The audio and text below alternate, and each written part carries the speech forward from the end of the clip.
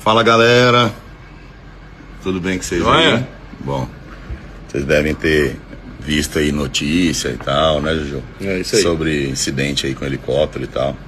Mas tá todo mundo bem, entendeu? Meu pai que tava no comando, é um piloto experiente, entendeu? Não teve nenhum tipo de lesão grave, então assim, foi só dando material, graças a Deus. Realmente, o helicóptero da família tá no meu nome. É. Eu não tava dentro.